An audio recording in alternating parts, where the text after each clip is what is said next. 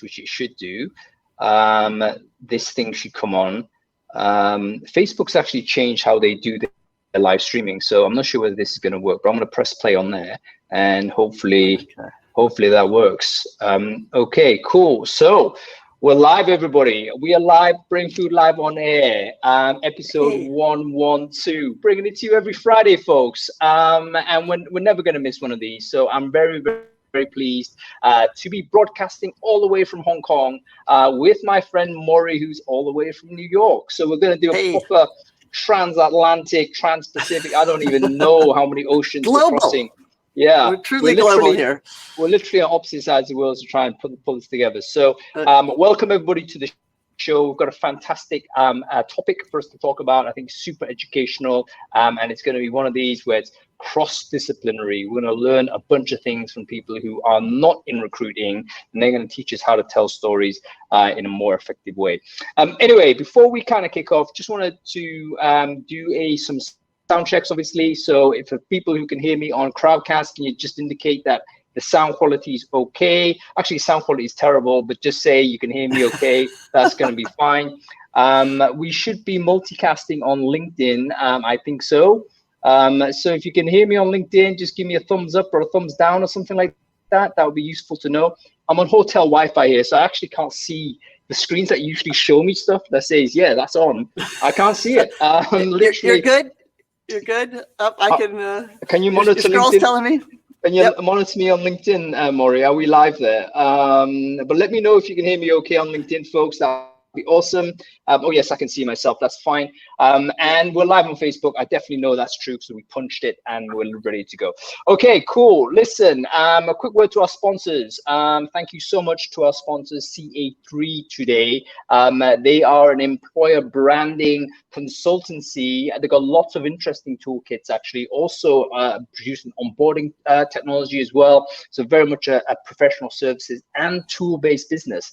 So if you do care about improving how you communicate to your audience, definitely check this business out. They're a really cool boutique out of the UK, but they've been working with some awesome brands, and will give you that kind of concierge experience, which is very different from those big agency type of vibes.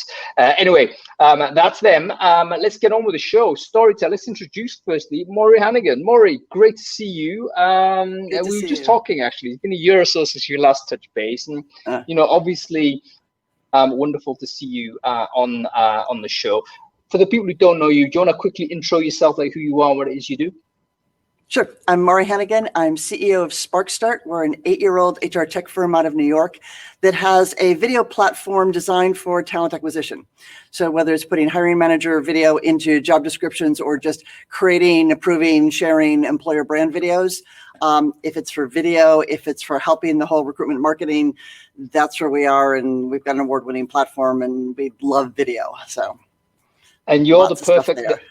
All that background is a big part of the reason why Maury stepped in to help us with this, because we all know Adam can do everything, right? However, we definitely needed to upgrade him today. And I'm better looking. Well, 100%. I mean, no doubt about that.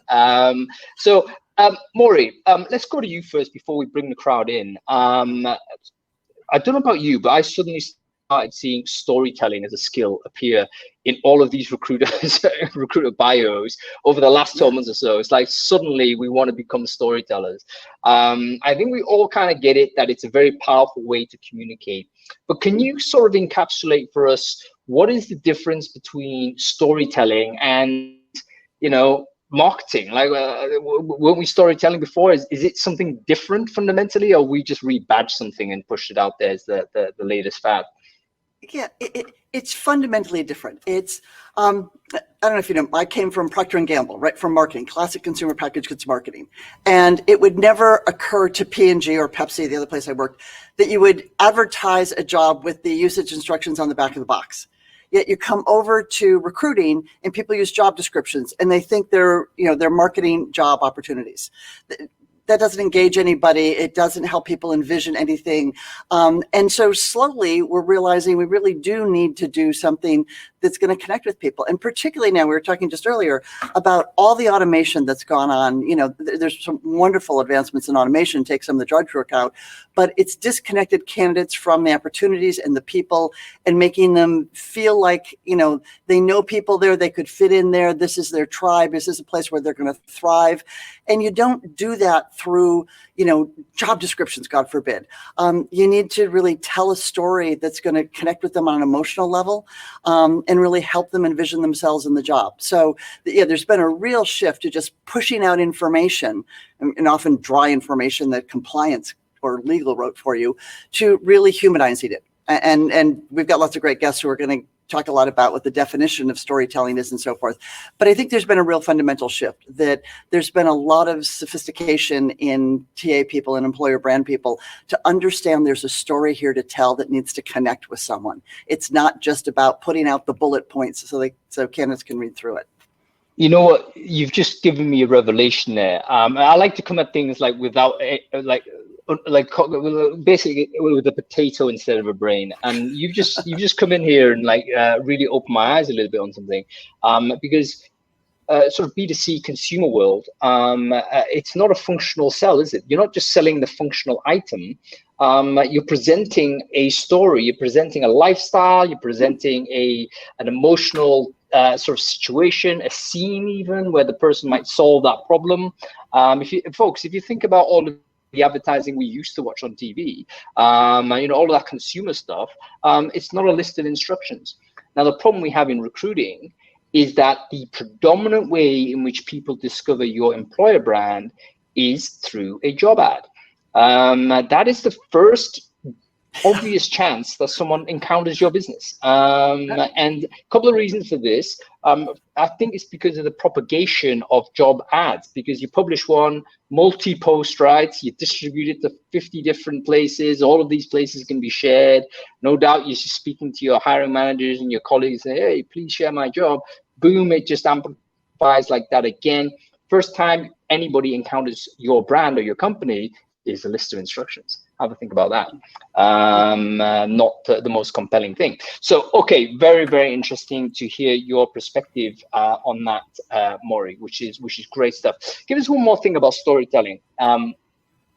So you mentioned something about the vision aspect. Like, it can't be like too prosaic, I guess. It can't just be a set of instructions. It needs to present a wider view, like a bit of a wider scope, I guess. Can you just fill in some of those details a little bit? Like, how does that work? How does that all mean? Recruiting is really about both sides envisioning a match, right? You always say when you do university recruiting, right? Students often used to show up in suits, or they show up in dress. It's not that you don't think students run around in t-shirts and jeans, but they're trying to help the recruiter envision them as an employee.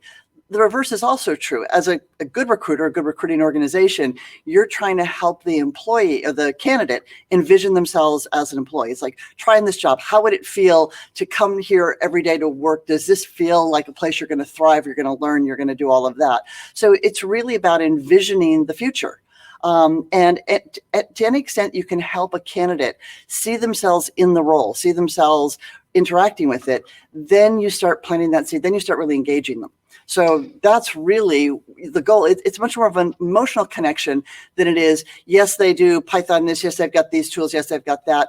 Is this a place I really want to be? At the end of the day, it's an emotional decision for people to take a job. Otherwise, AI would be running it from their side. We'd get rid of the humans altogether, but that doesn't happen. I hope everyone's making notes. There's going to be a contract sort of on your way. Adam's fired. Maury's going to be the person that's co-hosting from here forward. No, but basically you're saying there's a couple of things amazing there. So envisioning, that's a key thing to remember. You've got to imagine a candidate that can imagine themselves working for your business. That's what you're aiming to do. That's all the sales effort, marketing effort. That's what you want to achieve. So that's an amazing thing to think about. The second thing to think about is that the storytelling is also two-way. I hadn't even thought about that. But the candidates are also telling a story, right? They're also trying to present their fit to the job also. So this thing isn't just one way. It's a two-way type of exercise. So, okay, let's move on. Before we bring the guests on, the final question for you, Maury. What is one mistake you see most often? So we know it's just job ads, like people are just, firstly, we'll fix that at some of the point. But when people do attempt to tell a story in our industry, recruiting wise, what is the mistake that you spot as a fairly consistent thing? Thank you for asking me that, because it drives me nuts. I see people all the time who are trying to tell the story they want to tell as opposed to the story the candidate wants to hear. And that's such a fundamental mistake. People go, oh, we've done our EVP, or we have our 3 pillars here, and here's what it is we want to push out about our organization. And you go to the candidate side and you go, do they care at all? Is this helping them with their process? It's not understanding what information the candidate wants at what point in the journey. The information they want before they ever hit that apply button, they ever respond to a recruiter, is dramatically different than the information they want before they decide to accept or not accept. Right? There's a whole information system there, and being able to match up what they want to know at a given point in time with what you're telling them, that's what makes it work. So you'll find I'm a huge critic of the 2-minute recruiting video that doesn't answer anybody's question at any point in the process. Our information needs are very specific, and there's a real journey that goes on there. So that's the biggest mistake, is wanting to get your story out there, whether the listener is interested or not, being so focused on, I need to get these 3 points across, and they potentially could care less. What they really want to know is 3 other things that would bring them in and make it'd be a place they could thrive and really love. But you've got to listen to that. So huge mistake there. And that's actually one of the classic creative writing errors, isn't it? I mean, I don't know if you've ever been a creative writing course, or you've read any books about that, or even been on any English lit type stuff. But they teach you, look, yes, you need to tell your story, but you can't be so ego driven that all you're doing is writing entirely, the thing you want. You got to understand where the audience is and where they want to go, and your job is to lead the audience, in this case the candidate, along that journey. And I love the idea of having a different types of information as you go through that candidate journey. Have you thought about that, folks? It's not just like, oh, download the damn story or EB at them at any time you want. No, it's about thinking about what stage of the decision-making process the candidate is in, and then presenting the appropriate bit of information, the appropriate part of the story that would encourage them to continue on that flow. Again, that's almost like we'll bring these storytellers on. They could tell us how to describe that in the creative arts world, but it's probably something to do of like even plot development and things like narrative, right? It's that kind of thing. So let's get that language in. Firstly, let's bring on Frankie Kemp. I'm going to see Frankie, by the way, is kind of double booked, so she might not be able to spend too much time with us today. But I'm going to bring her on real quick, see whether we can get 5 minutes with Frankie. And we're also going to bring on Noel as well, who is the creative director at CA3. And I think he's going to give us a little bit of a take on, what the world looks like. I guess, but when they come on, I'll explain what I want to get. But I think Frankie and Noel are 2 people that have 1 foot in the creative space and 1 foot in our space. So I'd be interested to know what their description of the state of the industry is as far as storytelling skills are concerned. And that must be Noel, I guess. Hello. Frankie. How are you? Yeah, not quite Frankie. No, I hope you don't mind me saying, but I'm shocked and hugely impressed by the beard, man. I mean, I didn't expect it. I feel like really quite impressed by that. It's an awesome, awesome presentation. I had it before lockdown. It's not a lockdown beard, but thank you. It looks great. And there's Frankie as well. Frankie, great to see you. Okay. Good morning, Frankie. Good morning, Maury. Quick intro. Let's do some quick intros. No, let's go with you first. People who don't know you, can you quickly intro yourself, who you are, what it is you do? I can, absolutely, yes. So my name's Noel Thompson. I'm the Director of Creatives at CA3, so the sponsors of today's event. And just like you said, CA3 is a creative employee brand agency, and we're also purpose-driven. Our purpose is all about great work and great relationships. It's not rocket science. We basically think one creates the other and vice versa. And we're lucky enough to work with some fantastic clients: GE Healthcare, Johnson Matthey, Rolls-Royce, NatWest Group, Audley Group, Expedia Group, all the groups, basically. And we've been going for about 8 years. Is that the customer criteria? If they're not a group, they're not interested? Yeah, it must have group. No, that's fantastic. And we'll definitely dive into your specific role, Noor, because being a creative director in a corporate space, I think is a fascinating thing to explore. And Frankie, let's go to you. Who are you and what it is you do? So I'm an award-winning storyteller, an actor, a script writer. I've written the script for TV presenters, such as the Eurovision Song Contest. I did not write the songs. Underline, embolden, okay? Innocent, my lord. So, and what I do is I bring the skills of theatre and psychology to businesses, actually, to tech experts in finance, engineering, and IT.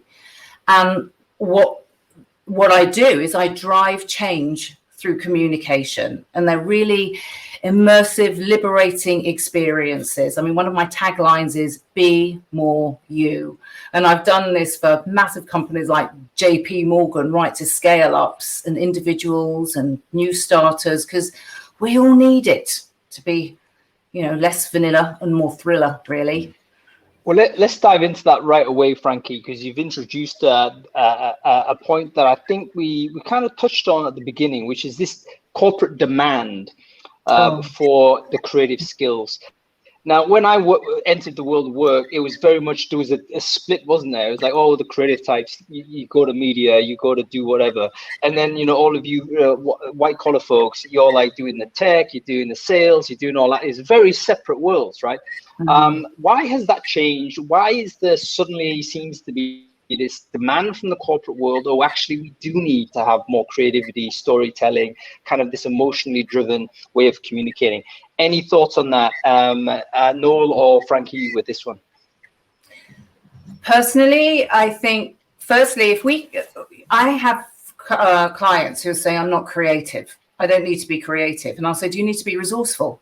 Do you need to solve problems? Oh, yeah. And I think what they're realizing is that if you want people to be innovative and you want them to have autonomy, a la Daniel Pink, then they have to have ideas and feel free to do that. So compartmentalizing it doesn't work. We all need that. So when I work with engineers, they go, no, I'm not creative. But I go, you're resourceful, right? And they go, well, yeah. Well, I said, then it's the same skill set. And I also think with specific regards to storytelling, to pick up on what Maury said earlier, nobody really gives a damn about your pillars. You know, you can have the pillars of the Parthenon, but I want to know, if I'm in your company, what's the journey that I'm going to go on? You know, what's in it for me? And they realize that because they need to hire talent and keep it, that story is like a magnet that's going to pull people in. And Frankie, how do you connect with them? Everything I see is so sterile and so, I mean, I hate it when people read, you know, script or the writing comes straight from corporate communications and it's full of buzzwords. How do you really connect to someone? How do you get them to go, wow, that could be me, or it's inspirational? Where's the key there? Yeah, it's interesting because somebody actually put something in the chat, like, how do you know what story to tell? If you're an employer, how do you know what's going to draw candidates? And one of the things I say is, like, ask the people that are already there. So ask them. You know, we should be asking more, not telling them these are our values. Like, I'm going to ask Noel what his experience is of working at that company. And that, otherwise you're just leaving it to sort of divining, and that's not very reliable. I think, I was going to say, I think a lot of the challenges, especially recruiters facing these days, is this idea that they've been told they need to tell more stories. They know that it's a good idea. You know, that's why we're all here today to listen to it. But actually, it's not their day-to-day role. So how do you tell these stories? Where do you tell these stories? You know, I'm meant to now be managing emails, social posts, 10 different social channels. You know, I've got to write blog articles, do this, do that. And I think that's why there's been a rise, going back to your question, Hung, about more creatives coming into every area of the industry, because we need these skills now in order to connect with the people we're trying to attract to these new jobs. Can I just like quickly say something right now? So one thing that is very clear is that I've framed that the requirement for storytelling purely on the idea of effectively employer branding. But actually, as you mentioned, Frankie, it's so much about creativity and creative skills that it's relevant to any function in the business, whether you're involved in the communication to the business outside or not. There is a clear demand for businesses that we need to have mentally agile, fluid intelligence, so to speak, ability to handle unprecedented issues, be resourceful in solving problems. All of those things that being creative will help cultivate those skills. And I would say traditionally, a lot of corporate people have felt fearful of. As you say, creative kind of comes with a very a badge that's culturally very different from the corporate world, and you might immediately withdraw from that and think, I'm not that person, so that's the first thing maybe to achieve, to try and lower that intimidation factor and make sure that everyone understands that we all have the ability to be creative.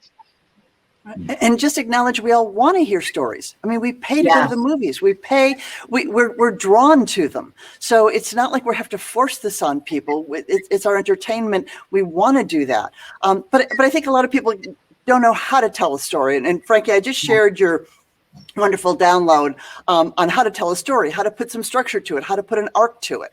Do you want to just talk about that for a second? Because I think it'd be really helpful to people. Go ahead. So it's derived from Pixar. So when Pixar create a scaffold. It's a storyline, and it's in this scaffold. You start with like the background, and then so you give the story some context, and then a challenge will eventually arise, and then everything becomes a bit more complex, and there's a difficulty until you reach the apex. And then it starts to unravel or resolve, and then it will become a new situation, which is, when I looked at it, I thought, well, this is exactly the same as what writers use or script writers will use, which is the dramatic arc. So the dramatic arc, which is in the download, just shows, because some people just see it more visually rather than a list. So with a dramatic arc, it just goes like this. It's like, oh, here's the background. Then it gets more convoluted, and then there's a problem, a challenge, and then we go round the other end, and there's a new beginning, or there's a new situation over here. So it's a transformation. Isn't it fair to say there is that may actually be the archetypal story? What are your thoughts on that, Noel? Where you start off, there's a problem. That problem causes your character. It could be the candidate in this case, or it could be the employer as an avatar of a person. They have a problem they have to try and solve. It's very difficult. They go down a little bit, and then they discover the solution. They go back up again, and the resolution. Is that basically a story then? Can we literally boil it down to the brass tacks? I think it is. I think you should, because whenever you're communicating something, you need to keep it simple. The more stuff you try and throw in, the less people are going to remember about that story or whatever you're trying to say. So by keeping it simple and by ultimately trying to get across, like we talk about one message, what one message do you truly want to tell? If people grab hold of that message, if they connect with it emotionally, then they're going to remember it and they're going to want to find out more. Don't, shoehorn in all of your values or your pillars and you're this or you're that, And likewise, people might be going, but where do I get these stories from? And what we talk about is, internally, there'll be a load of amazing stories. But when was the last time you actually took the time to try and dig them up, I guess? Because it's not, when people have great experiences at work, they're often not natural storytellers, but that doesn't mean there's not a story there to tell. Yeah. That's where, obviously, organisers like us can help. But ultimately, finding those great stories and then bringing them to life is really exciting. Well, a question to all of you, how do you do that then? I mean, I'm sure there's people watching here, listening to it and thinking, look, we're running this business. It's pretty, it's fairly simple bit of recruiting company. What do you mean stories? What's the exercise or the framework we can use to pull those stories out? Is there a step-by-step that some of these folks can follow? I mean, the way we often do it, because it's not really a step-by-step for us. The first thing for us is finding the story, and often that comes about that locating that individual or even a team within your organization that has something amazing to tell. Often we do this, the easiest way first and foremost is to say, look, do you have like a company awards that you run every year that awards people for living your values or doing great things? And often you'll find that instantly you've just got them a load of stories which are already ready made. That's why they're getting this award. That's why you're saying, out of everyone in the organization, this is a great story to tell. So that's always a good place to start, I find. And then beyond that, reaching out to the business and just asking for them to tell you great stories. There's stories there. Everybody's got a story, right? Everyone comes to work, they've growth, and there's not just one story. I mean, in any large organization, you've got lots of cultures and microcultures and lots of different challenges and lots of different arcs. It's different for entry-level employees versus very senior experts. You're surrounded by stories. It's a matter of just being able to identify them and pull them out. And that goes back to what you were saying, sorry, Maury, about finding a story that resonates with the audience. Because different stories will resonate with different people. So it's not like you have to have one story fits all. There's different stories which will appeal to different people. Quickly on this, I think it's also important to recognize that stories don't have to be like tremendous victories, right? They don't have to be these like, if you're just a person that happens to be working in a job in a company, the stuff that's happening in your day-to-day sort of working for that company that constitutes the basis of a story. When you're dealing with a client that's a very difficult client, for instance, and you had these conversations and it all went wrong because this happened, and then something else happened that turned it around, and suddenly you're rebuilding that relationship. That is a story. It doesn't have to necessarily be a triumph. In fact, think about the great stories that we consume for entertainment. Oftentimes they're tragedies, right? So although we'll kind of leave it to one side whether it's a useful thing to talk about tragedies for companies. Maybe it is, maybe it's not a bad thing to also talk about some of the tough stuff.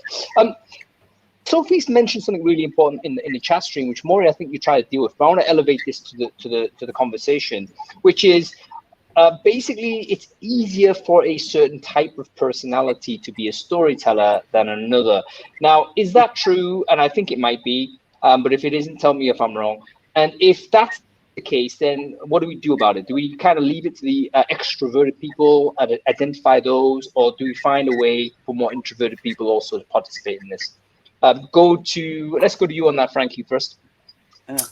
Well, I think everybody. I work with tech experts, and so what I do is I pull their story out of them and they say it in a way that just feels, it's not somebody else's words, it's their words. And, this is it. It should be the ability to tell it how you want to tell it, which is why we ditched the pillars. Thank you.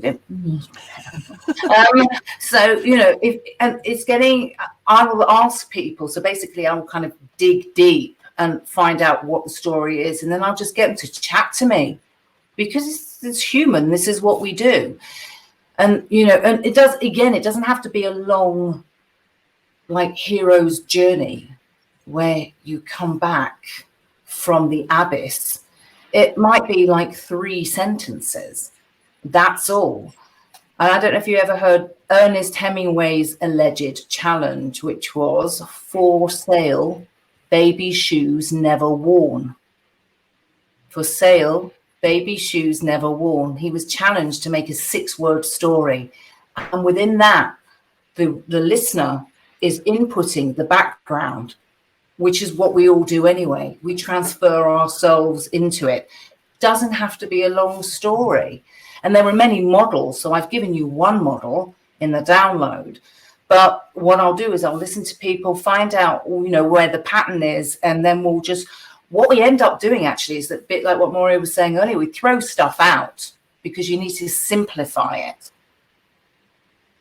You know what? There's a really good point that was made in this idea of having a very short or almost incomplete story. So I think one of the problems people have is that they may feel that they need to tell every single fact of that situation. And that actually is too much to ask for the person telling the story, but it's also too much to ask for the person consuming it, because it's like too much information. And if you don't mind, if people aren't offended by me making that observation, but it's also what, if you're like, a boring person might do, right? They're like literally telling it they're overly contextualizing it. Drives you mad. And it's very hard to be there, right? Human beings are creative. The reason why we know is because we fill in the gaps. As the 6-word story that you mentioned by Hemingway, I immediately saw the story, by the way. I was almost like emotionally touched by it as well. We filled in all of those gaps. We understood exactly what those 6 words were talking about. And there's an element there where you have to have confidence in your candidates or your employees or the people you're trying to attract to your company, that they're going to help you complete the story. You don't have to fill it completely. Okay, really, really cool. Final one on this uncovering the story type of thing. Let's say there is a business that wants to control it a little bit tighter. They say, look, here is the employer brand. They're engaging one of you three. They're saying, okay, here's the employer brand.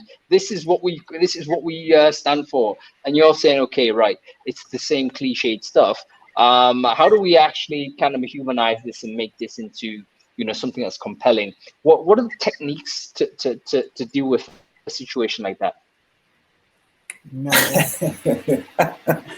Well, I mean, I would say first and foremost, I think even if an employer brand is, let's say, not as unique as maybe you'd like it, going back to what we've all been saying, a story is always unique.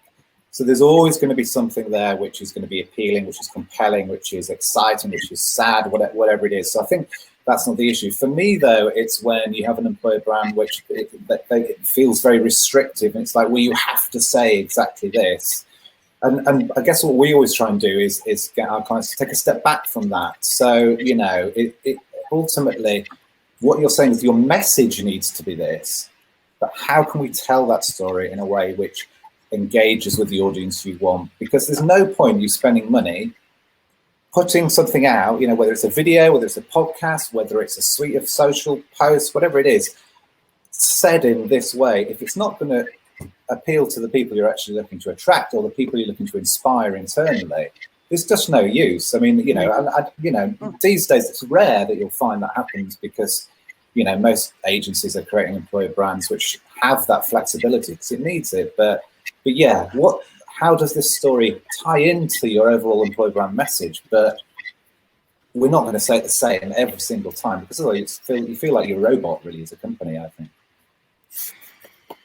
What about some exercises on creativity? So I don't know about you, but I'm like suddenly inspired to start writing a novel and stuff right away, or at least exploring some creativity, right? I mean, it's useful, I think, as a training exercise to try and do. Is there anything that you've learned in your own career? Because I'm sure to be able to teach and coach people how to get better at creativity, how do you get better at creativity? Is there like a couple of things that you do that keeps you in shape, or things that you can share with the wider group? Any thoughts on that? Let's go to you, actually, Noel, with this. Have you got any thoughts?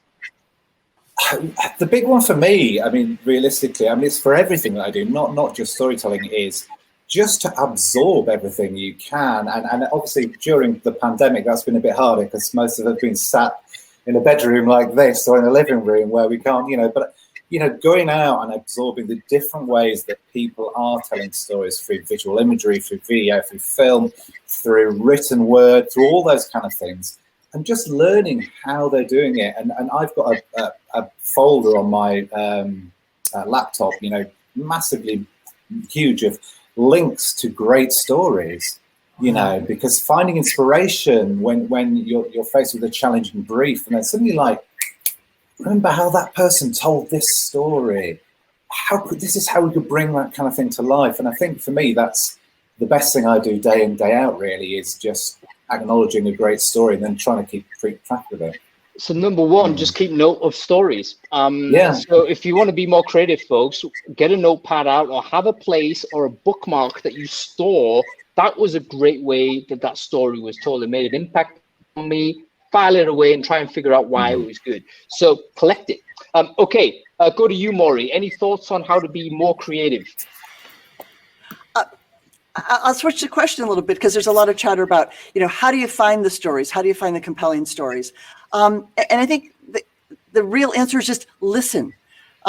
If you're back in a place where you can go to lunch with a colleague, if you can jump on over beers is a great way to just get people to tell their stories about, why are you here? Why do you keep coming to work every day? What is it you're learning?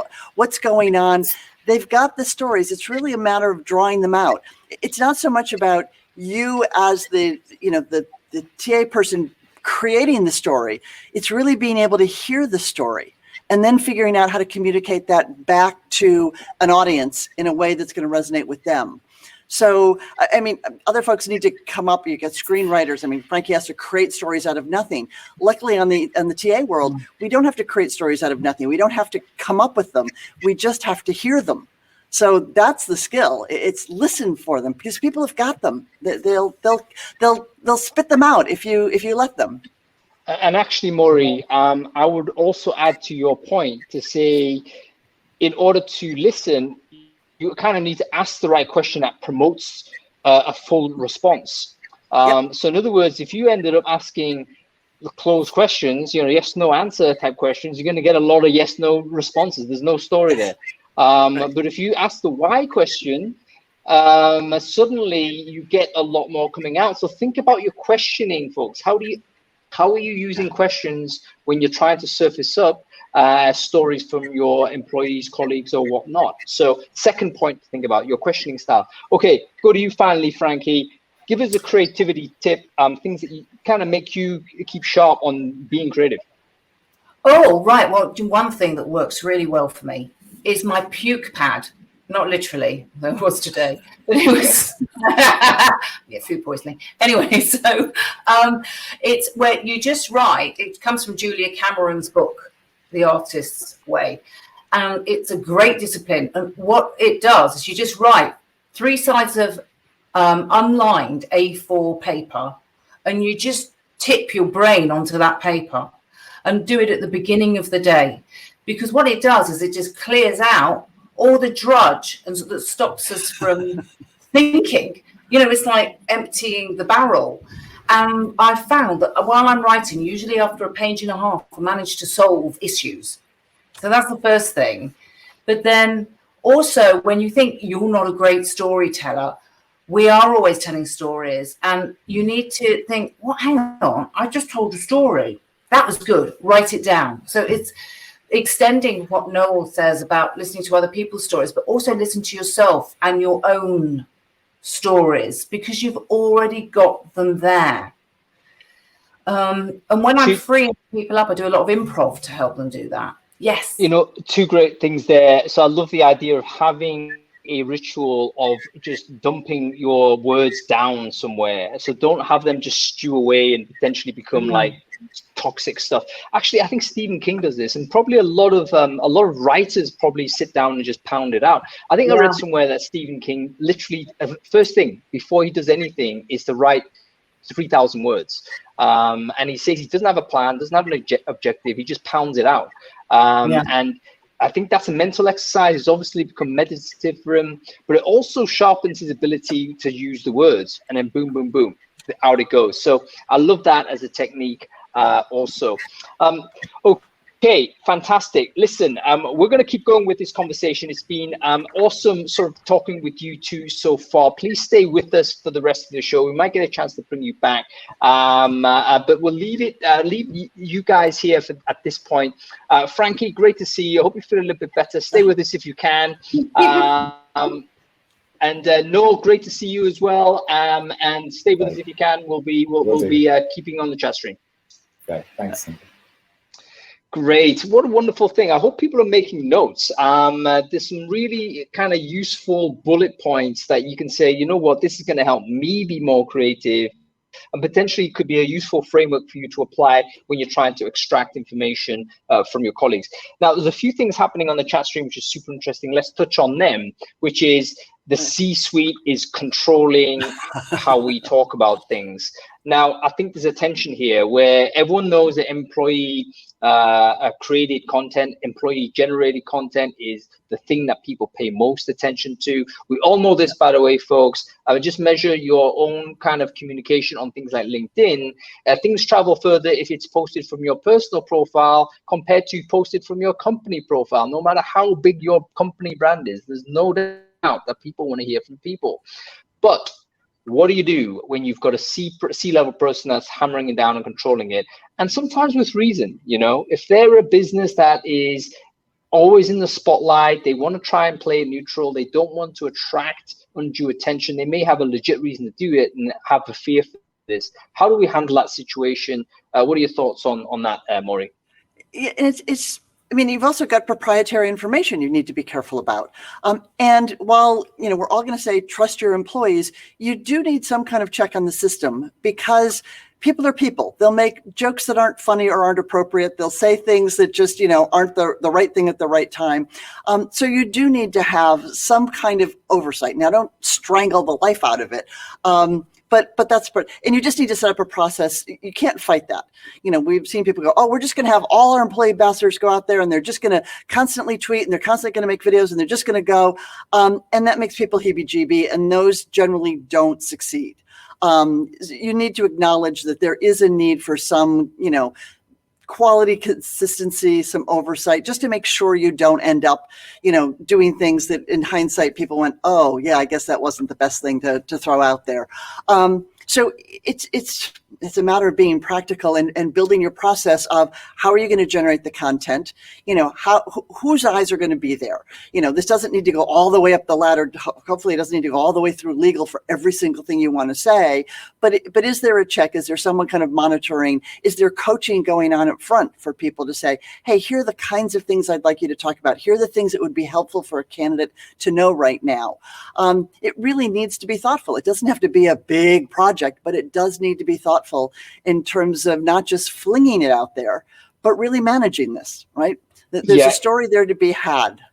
There is requirement for process. So the two diametric opposites, to use it as an illustration, you've got a C-level person that's saying nobody says anything, lockdown, and then you've got the other side, which is a free-for-all. Both of those are probably not ideal, right? The two components need to have a dialogue. There needs to be a process between them. We need to kind of have an emergent way in which your business is able to tell the story.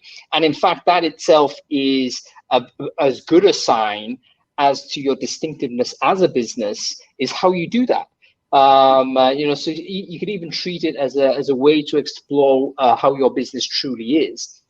So I think a useful exercise to get involved with. Yeah, and realistically, I mean, pilots are great. If you've got C-suite who's just all heebie-jeebie about, oh my God, you know, what are we going to be flinging out there? Start small. Start with your hard to hire. Let some of your people talk. Keep it to a couple of folks. Get them over that fear that people are going to be out there being grossly inappropriate or unprofessional. There is a real transition. I mean, we see it from the video side. Everybody's so used to professionally produced video that's professionally lit, boomed mic, all the rest of it. And they're scared to death that you're going to get dirty video or low quality. Well, we all do perfect. I mean, the cameras on your phones are incredible quality. Start small. Let people get comfortable with it. Don't sort of tell them, hey, we're going to put out 600 videos tomorrow, or we're going to have 600 tweets go out from our employees. You know, it's a process. They need to learn too. They've come from a different perspective, a different school about what's professional, what's right. The world has shifted on them. You've got to bring them along on that journey because it has shifted and the need for information is just so acute. You've got to start pulling it out in real volume. You can't just have, you know, the one piece of corporate communication, the one brand ad that's going to solve it for everybody. So you got to drag them along and always, you know, piecemeal it, pilot it, let them get used to it. Show them what you can do. And the additional benefit of having more, if you like, pieces of this story is that everyone actually gets skilled at doing it. If you kind of load it up to have, oh, this is our yearly video, then you know what, you're not going to develop the institutional skills to be able to produce video because you've only done it once a year.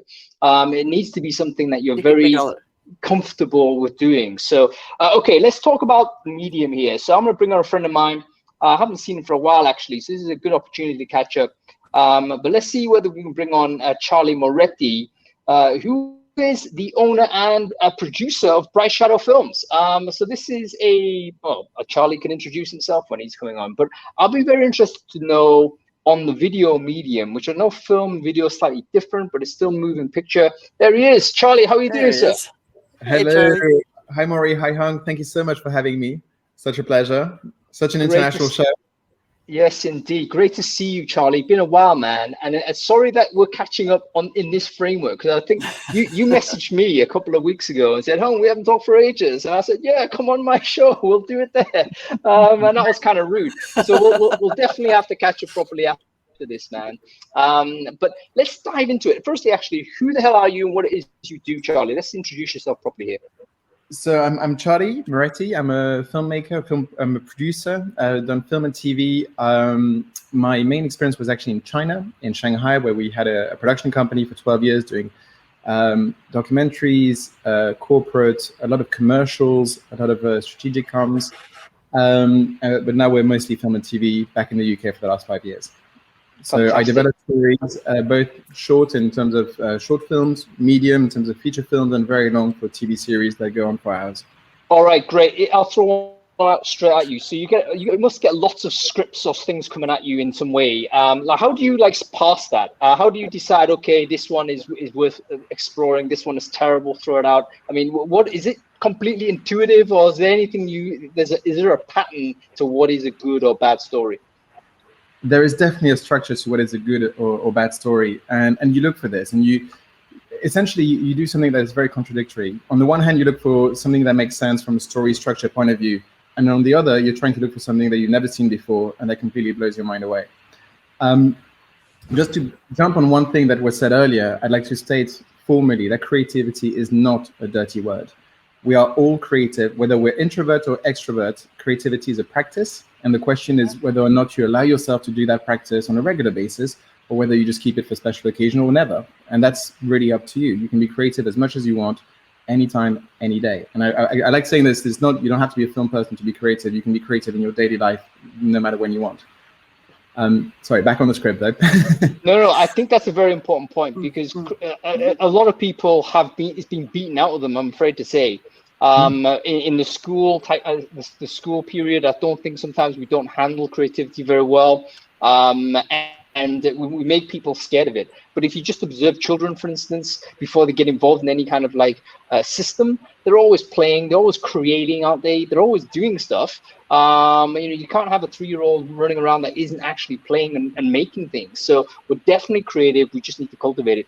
But okay, I love what you said about you're looking for structure, which means you've seen it before, but you're also looking for something you haven't seen before. So how does that tension work, and how do you know the thing you haven't seen before is actually a brilliant idea compared to actually this is just nonsense?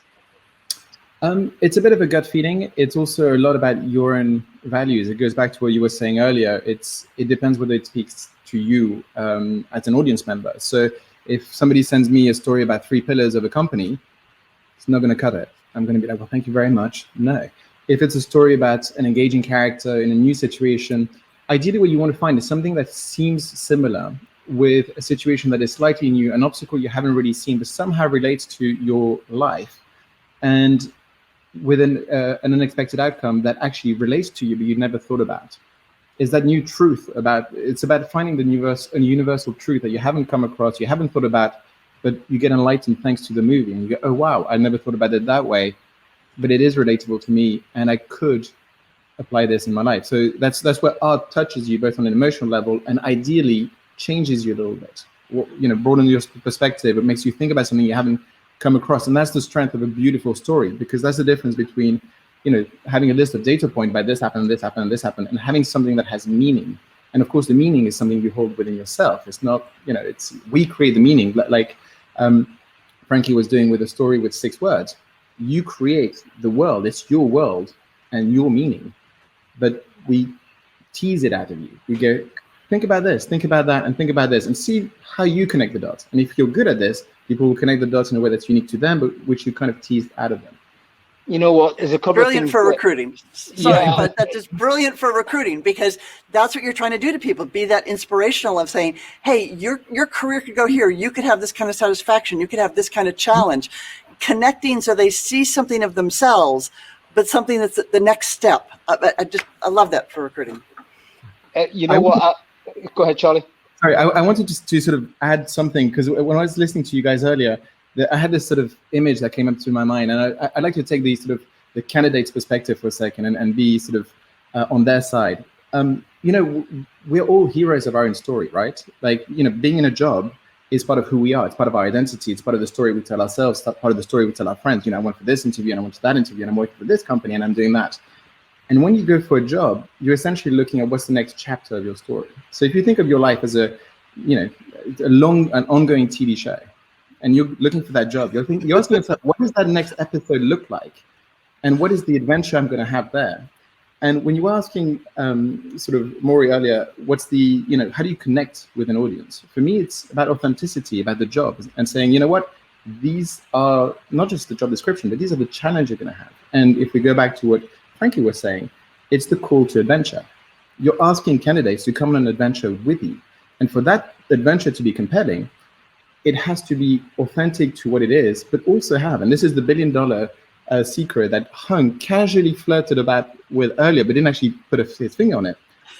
All the big tentpole movies, all the Avenger movies, whichever one, all the billion-dollar movies are all about a hero struggling to overcome adversity and succeeding. And essentially, that's what you're asking to your candidates. You're asking them to come on an adventure with you, hopefully to achieve whatever your strategic vision happens to be. But the strategic vision cannot be something that is simple and a done deal. Otherwise, it wouldn't be your strategic vision. There has to be a challenge. There has to be something to overcome. And hopefully that candidate is the perfect person to help you overcome it. That should be the pitch. You know what? I've got to stop you now, Charlie, because you're saying too many intelligent things in one moment. And I can't actually write. I was going to write notes about it because I want to preserve it so I can just get it in my mind. A couple of things I thought you said was really interesting about the structure of the story. It needs to be resonant. So in other words, something that the person doesn't have to make a lot of cognitive effort to try and understand, what the hell this is all about. It resonates with them at some level, but it's not exact, because if it's exact, it's boring. It has to be almost adjacent or at a tangent to what they're familiar with. It's like a new circumstance, but they can understand or see the elements of that situation going on. So there's a subtext that they get, even though the background or the props or even the actors might be different. They can see that situation of being in there somehow. So that is something that's quite interesting to think about when you're doing any kind of story you're projecting to the outside audience, or even when you're doing any internal comms. I think about how you resonate with that audience. What are the things you're trying to say? You can't replicate everything in such a way that it becomes just boring. It needs to be something that they can kind of see that is, as you say, Charlie, something kind of new, but kind of not. It's almost like that. That's the magic elixir there. Okay, cool. I think you said something else that was so interesting, Charlie. My mind has been blown, and I can't recall what it is. Let me jump in. I'd love to pull Mary Ellen in, because she's got ideas on stories and hero stories that she's in the. But while you're doing that, Charlie, because you've done such great short stuff, and one of the things that we all know is candidates' attention is really small.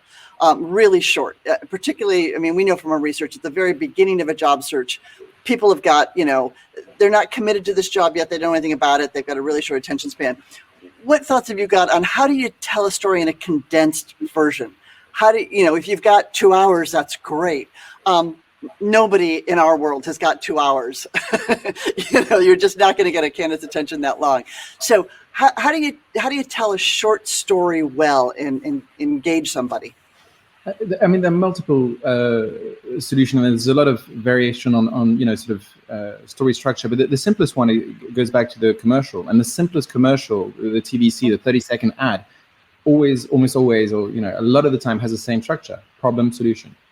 And ideally, you find what your problem is authentically, and you make it relevant to your candidate. It has to be the same thing. We want to change the world like this. We are trying to achieve that.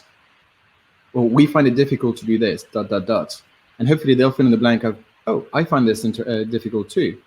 And we are looking for somebody who can do that, maybe. Or that's how I would do it. Like, sort of create the problem and share the problem in a sort of coherent way and say, you know, do you want to hear more? Do you have something to contribute? And then it becomes a discussion. In fact, the best kind of pitches, you know, in Hollywood, we pitch a lot. And but the rule is, don't do a pitch. And I mean, like, the pitch never goes, and here's my pitch. Do you want to buy it? Yes. It never happens. It's more like, I see this like this, I see this like that. And then they go, oh, but can we do this? And can we add this? And what if we do this? Then you know you have a conversation. It becomes a creative collaboration. And that's what you want with the candidate. So them to, you know, dance with you a bit and go, yes, I see myself do this. And why don't we do that? And you might actually get some more insight as to how to do this in a better way or different way, or certainly clarify your outcomes. Okay, let me just restate that, as I think that was a genius moment. Basically, it's creative collaboration. Even when it's internal, you're trying to figure out, oh, what the story is. Don't sit in a room and try and like coin it yourself. Go and interact with people and see whether you can get that sort of, have them contribute. It's the same way of leaving the story a little bit empty so that the audience can fill in the gaps, right? I think someone like Tarantino's classic at that. He never actually gives you the context. He just throws you into the story. You have to fill it in. You have to work it out. He doesn't go through a big explainer. You know, there's no narrator telling you over the top what's going on. You have to kind of just roll with it. So that's kind of style, I think, is something we could think about when we're trying to be creative with these things. And additionally, this is also what we want when we've actually pushed it. So when it's out there, don't feel like it needs to be absolutely, completely, you know, comprehensive, because the audience itself is going to help fill in those gaps. And I love the idea that you're starting a conversation with the candidate. You don't have to tell the entire, you know, this doesn't have to be an entire novel. You're trying to spark interest. You're trying to get them to engage in the story themselves.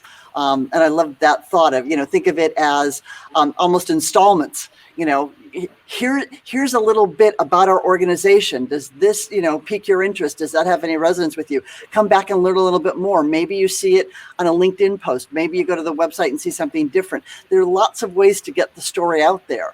And those pieces of it just need to be compelling. They don't have to be the entire story. It doesn't have to be everything you want to say about the organization. Of course. You have two tools that are very useful. One is the open loop, which would be something like this. So next time when we talk about sequels on the next episode, I'd love to tell you more about that.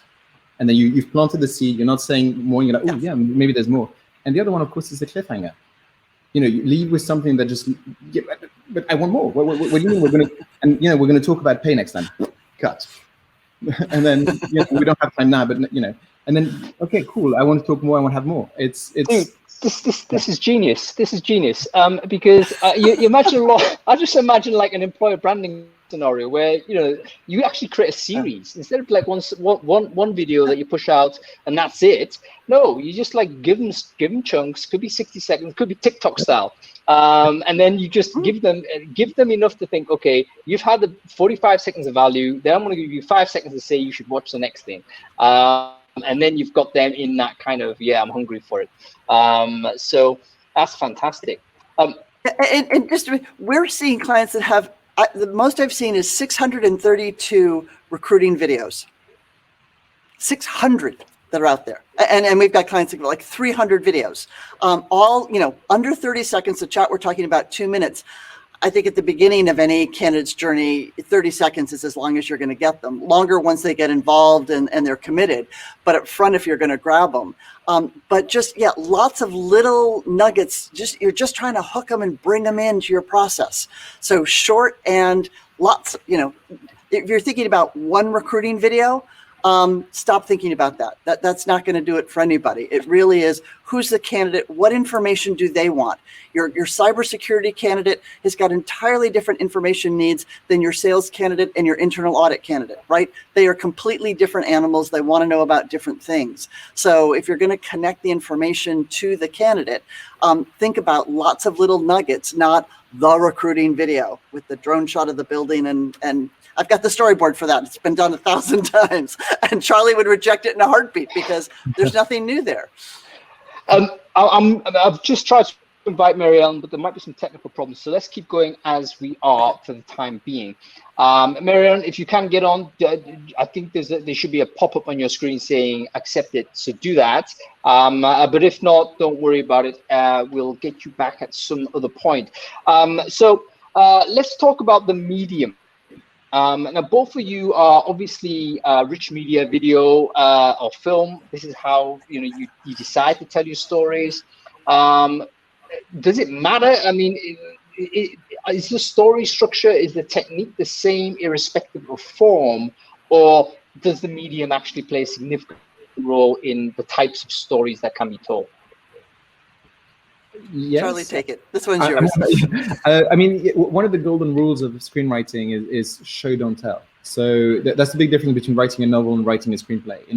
When you write a novel, you can go, he looks at her and thinks whatever he thinks. In a film, you can't. You just have a guy looking at a girl, and either you put a voiceover or he tells somebody else what he thinks, but you can't have the audience imagine something that's there. That's one of the golden rules: show, don't tell. And so the medium actually matters in that respect. You can't cheat that. You can't hope that the audience is going to guess things that are not there. After that, it's your storytelling is also what I would take the question differently as well. I would remind you that storytelling is something you do at every contact point with the candidates, not just with the video. You do it during the interview. During the interview process, there's a bit of a sales pitch. There's a little bit of, look at us. This is what we do. Let me tell you a story that we've done. So you can do storytelling in many different ways, but whichever medium you use, be mindful of the rules and the limitations, but also the opportunities of that given medium. Yeah, the rules that you've just mentioned, I think, are super important. Video, you're communicating a lot of information that's implicit. Or with film, it's implicit. Like you have to just, you see it by the behavior of the people or the actor, or whoever it is. It's not like written down. Written is explicit in my views. It's literally a declaration of what's happening. So that's worth thinking about in terms of how you can use that sort of rule of the format, if you like, to your benefit. Which is quite interesting. It's probably going to take another big chunk of time to describe which medium is most suited to a particular type of story, but we don't quite have the time to go into that right away. Maury, you've got this one? There's a big difference between scripted and unscripted in film. So whatever is scripted, there's always this doubt of this is made to look pretty. Unscripted, which would be more like a documentary, testimonials, etc., feel more authentic, more from the heart. And these are actually the easiest one to achieve. And sort of ask your people what's the best thing about working for you, or what's the biggest challenge and obstacle, would be a great way to get some of that authenticity back out, and also some of their glorious moments from the past. Yes, and please don't script your people. They're not professional actors. They can't pull it off. And when they read from a script, you can hear their voices go flat, and it's not real. Let them talk. Let them talk. All right, hang about. You got to let them talk, but can we coach them to do better? I mean, how do we do that? So you've got the talent, so to speak. They're not talents that much because they're not professionals at this. They're doing something that you pulled this dude out of a warehouse. Let's say you say, right, we need you to say this. How do you coach that person to actually, deliver the sort of message that you want? Is there a way to do that? You don't ask him to say something. You ask him, tell us your story. Tell us what happened to you. Tell us a great story. And you let them say it in their own word. And of course, you remind them at the beginning, we're on your side, and you have as many takes as you want. And try to keep it under 20 seconds if you can. But if you can't, it's okay. We'll do it another time, and we'll get a good editor to cut around, and then practice. It's good for them. It's good for you. And do it regularly. And, if only for the end of year sort of employee thing, hey, Steve had some funny stories to tell us, and so had Jennifer, and isn't that funny? And it's great, and and then some of them will become useful for comms and for your brand ultimately. Okay, so there's actually another good point. You should kind of overshoot if you can. Basically, like, don't be so precious to say, right, this is the 60 seconds we're going to do. No, you probably need to take 10 minutes worth, or whatever. Just keep the damn thing rolling, and you're going to get some good stuff out of it. I actually learned this from a photographer friend of mine. who, I was doing this project where basically I was doing like profiles of people in the community, Brainfood Tribune. And I was trying to learn how to tell people how to do photos. And a photographer friend of mine said, listen, forget about asking people to pose or to be professional because they don't know how to do it. What you want them to do is just take like zillions of shots. Like literally take loads and loads and loads and loads and loads of shots. Put it on like, burst mode on the mobile phone, and 1 out of 10 will be more than okay. So there's almost like you got to go use the technology, go for volume, and you'll be able to pick good stuff out of it. Okay, I think Mary Ellen was struggling to get her on. That's okay, no worries. Charlie, before we let you go, can you leave us with one thing? The world has changed in terms of our familiarity with video, not only with COVID-19, with Zooms and stuff like this, but also with the prevalence of mobile devices, things like TikTok, Snapchat, Instagram. Those types of tools have really changed the way in which I think we're telling stories and how we're being sort of using these new formats. How does that impact the world of storytelling in your view? Does it mean we have to be more concise? What are the lessons we can learn from how people are behaving with, if you like, the democratization of film? You could put it in this way. I think it's a question of, it's a very simple conclusion. You have more volume of material out there. Therefore, you get to expose more often to things that work and things that don't work. So you get a clear idea of what you like, what you don't like, what works, what doesn't work. And therefore we become shrewder in our choices. It's, the more stuff we have on, Netflix, Amazon, TikTok, Snapchat, whatever, the more selective we become. And, if it's not funny enough, if it's not clear enough, it's not polished enough, we dismiss it because there is so much competition out there. And it also means that your audience, your candidates, are a lot shrewder about what is being sent at them. Is it authentic? Is it scripted? Is it real? Is it BS? And does it matter to them ultimately? So they're a lot smarter than we think. That is probably the most important sort of thing, that the literacy of the audience has just increased by the exposure of different types of video format. And basically you can't get away with the BS. I mean, if you just took a corporate video, I mean, Charlie, you did a bit of that work back in the day. You take some corporate video from 2005 and you try and float it today, brand killer straight away. That's not happening. And then there was a great story, great research study that Career Builders did. They looked at the videos on corporate career sites, to see only 1.5% of visitors ever watch those videos. I mean, they are so conditioned to this is going to be a generic, not helpful video. Nobody watches them. And I would encourage everybody, go to your website, go look at the stats on the videos on your website to see if people are watching those, that you spent who knows how much money doing. Yeah, we want video that's going to be relevant to us. We don't want the drone shot of the building. We really don't care about that. So go look at those stats, and I think you'll be amazed because candidates really are discriminating. They're not going to spend their time watching something that's not going to help them move along in their journey. So the generic stuff just isn't going to cut it. Your candidates are way more sophisticated than you think they are. And actually, just as I kind of are about to end that narrative arc, I'm just going to extend it just a little bit, because you mentioned something like how-to content is actually very interesting for candidates. It seems like if you show content that helps them progress in their story, that is something that immediately useful and compelling. So it's something I've noticed on my behavior in consuming YouTube, for instance. It's usually like I'm consuming stuff that teaches me how to do stuff. It's not just entertainment, it's infotainment.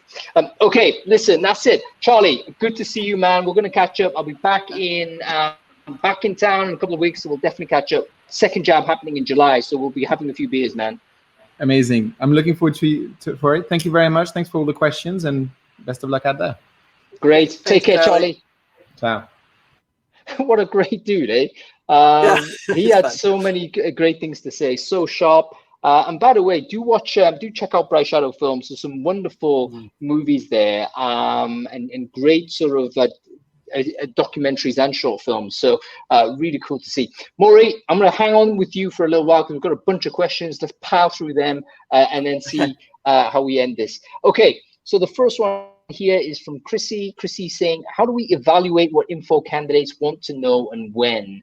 So I think this goes back to your initial idea as to throughout the candidate journey, there's going to be different moments when a candidate wants this information. How do we know that's true? How do we know what information needs to go there? Well, to some degree, your recruiters already know it, right? Because they're talking to candidates all the way through.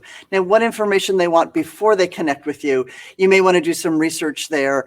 But once they get in the process, you know what they're asking you. You say all the time, the candidates may ask about the deductible on your dental plan before they're about to accept, but up front they could care less, like they're not ready for that information. And I think too often we look at what questions people ask toward the end of the process and throw those in the beginning of the process. So we're real big believers in keep it short, keep it focused, and talk to your candidates. What makes someone decide to apply or not apply? What is that, they go through a checklist in their mind of, is this place, is the right location, or is this remote if that's important to me now? Is the job the right level? They go through a whole list of questions of things they want to know before they're ever willing to click that apply now button or respond to a recruiter. And then there's a next set of questions and so forth. If you think about that as a journey and a process and then match your information to it, you just get much more effective communication. Yeah, I think you're spot on. So, Chrissy, the truth is we already know it. We just kind of know it in a way we haven't probably written down or have been particularly mindful of. So we just got to go back through that process and think about what types of information is being communicated. Okay, this question from Joe. Joe's saying, okay, I'm a career coach, and I find that people find it challenging to share their professional story. What are your thoughts on a candidate's professional story as opposed to a story to tell about an organization? So in other words, is there a difference between an individual's professional journey and a company's professional EVP? Yes, of course there is. And part of that is the company's story is much more complex because there's so many more parts to it. Not that humans can't be complex as well, but the need to match a piece of the story to a candidate is more difficult, I think, than for the candidate to figure out what in their experience and their journey is relevant to this company. It's a much narrower amount of information that they want to do. But it's still, we all like to talk to candidates. How many interviewers say, kind of walk me through your career. How did you move from this job to this job and so forth? We want to hear the story. We want to hear that there's progression there. We all naturally flock to that format because it's comfortable for us and we know how to process it. So the fact that we ask people to take their resume and convert it to a story, I think is real evidence that that's how we want to consume information and match all the pieces together. Yeah, I think so. And so different formats to that. That's well answered. Okay, let's go again. This is one from Eleanor. Eleni, I beg your pardon. Eleanor's asking, what if the answers aren't impressive enough to turn into a great employer branding story? So this is the scenario where, okay, we're going to surface up the stories from the employee base, but you know what? They're not saying anything impressive. How do you deal with that? I think you want to ask different questions. We actually had a client the other day, our platform is all for employee generated content. And someone said, can you give us a list of questions to ask employees? And we said, no, because you tend to go to generic questions there and you tend to get generic answers back. So if you ask the same questions over and over again, your videos start to sound like everybody else's videos. But one of the techniques we often encourage people to do is before you start filming anybody, put the camera down, walk away, just talk to the employee about their work, like why they come, what they found challenging, what was a great day, just get them to talk to you, just one-on-one as a human. Forget about filming, forget about putting it down just listen to them and find what makes them come back to work every day. Because all employees have options, right? But they choose to come to work for you every day if they're current employees. So the piece is, what is it that got satisfaction for them? What was challenging for them? How have they grown in this job? Find the piece that makes their eyes light up. There's a story there. Even for an hourly employee who's doing this for a paycheck, I think all of us in management who, we put so much satisfaction out of our challenges and our growth and all of that kind of stuff. And we really struggle when we find people who work for a paycheck. And the reality is, and the most people work because they need to put food on the table. They don't have the luxury of finding the job that gives them huge fulfillment. They just need to be able to support their families. Yet they do it in a way where they've got satisfaction from their work, their pride from their work. Someone said earlier, we tell stories to ourselves about us as workers, us as employees. Find out what their story is. What is the story that keeps them going? It's there. It is there. I think so. I think the key is how you ask the question. So Eleni, this is not criticism on you, but it might be that you need to spend a different type of way, phrase the question differently, or frame the conversation differently. So if you're sending out an email to people and saying, hey, let's hear your stories, that's not going to work. You got to invest a bit of time one-on-one with a lot of these folks and to really get to know them, get them to tell it in their own terms, and something will be there. Okay, cool. We're going to fly through these questions because we don't have much time. So Maury, I need to keep your answers to these next two questions to 60-second shots if you can. Okay, this is the one from Simon Hallcourt Yard at over on LinkedIn right now. So thanks for watching, Simon. How do we convince companies that we need storytelling? When you basically, we see a lot of corporate propaganda out there. How do we convince them that they need to tell the right content, the brave stories? And this is where it's not just a polished version of who they are. How do we give them the courage to say give the authentic view? They're probably already telling stories with their marketing, right? They're going out. You've got a website that sort of tells a story. Anything that they're doing for outreach, there's stories out there. If you're having trouble translating that to recruiting, I'll go back to pilot. You can produce a video on your phone for no money with no approvals. There's nothing stopping you from getting an example of an employee talking about what it's like to be there. Show them what it looks like, give it to them, and then put that, we do all the time, we put, videos of hiring managers talking about a job, put it next to a job description, put it up and go, okay, you want us to attract candidates. I've got this job description. I've got this multimedia, engaging piece. What is it you want me to use to staff this organization? It really can be that simple. Yep, fantastic. Okay, final question. This is from Michael. So we're going to end the show with this. What advice would you give to convince C-level leaders who want to keep things within the boundaries? So you want to do something really creative. C-level's is hesitant. You need to give advice. Someone's come to you and Maury with this issue. Say, listen, I want to do this. Boss is saying no. Can you give me some ways in which I can persuade him? How would you coach this person? To some degree, you may have to stay within boundaries. That may just be a reality. But I'd go back to create a sample, show them what it looks like. What are they afraid of? Are they afraid you're going to make the organization look unprofessional? Are you afraid you're going to offend people? These days, whatever medium you're in, it's so easy to produce things for essentially no cost. Show them what it is you're talking about, and then keep evolving them and keep educating them. That's it. Give them a sample. You don't have to have the big bite right there, Mike. So if there's something, you've got a friction point, go away and do something and say, hey, this is what we want to go. And then maybe their frame will change, because sometimes people need to consume information in a different way. There may be a storytelling challenge internally there, because the CEO may be receiving the information in a way that is tapping into that emotional sort of a core that we know is in there. Okay, that is it, folks. So wow, what a show. I'm so stoked by this one. This is, by the way, the feedback's been amazing. I've been tracking some of the chat here. People are really enthused by it. Isn't it wonderful, by the way, folks, that when we get people from outside of the industry to come in and show us their trade and how they do things? Because I think we can learn so much from interdisciplinary, cross-disciplinary learning like this. I'm tempted to go out and get a bunch of welders in to turn up next time and tell us how to weld something.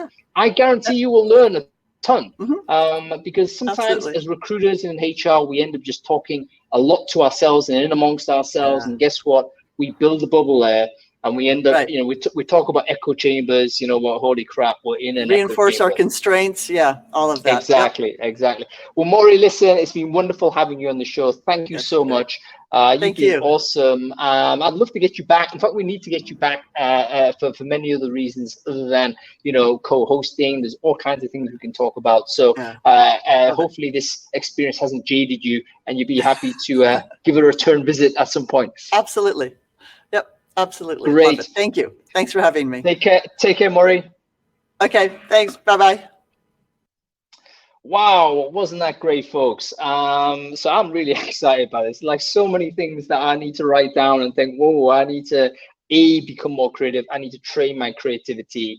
And I need to think about how, you know, you can create stories which resonate with the audience. You know, how can we work with something that is at one point familiar, but on the other side, which allows people to resonate with it quickly, but then surprises them with something they haven't seen before. I think that might be something which is a key component to maybe how Brainfood needs to work. Anyway, folks, if you've enjoyed that conversation, make sure you follow the channel. We do this type of show every week, so you won't miss anything else. You can watch it on replay or on demand after this point once you've registered. Free to register, obviously. So go ahead and do that. Do watch out for the newsletter happening on Sunday as well, so we get a lot of our ideas that's coming out on Sunday, recruitingbrainfood.com. And I'm also doing a new newsletter now called This Week in Recruiting. That's happening on Monday, so make sure you subscribe to that. Final shout out to our sponsors today, CA3, of which Noel Thomas, by the way, came in and did and was amazing in terms of describing the kind of service, and you got a flavor, I think, a little bit of the sort of work you might get from this company. So storytelling, employer branding, any kind of thing that you want to do to get your message out to the wider audience, do check out this business. I've just shared the link in the chat stream there, so make sure you check them out. Okay, that's about it for me, folks. You have a good day, great weekend. We'll see you next time.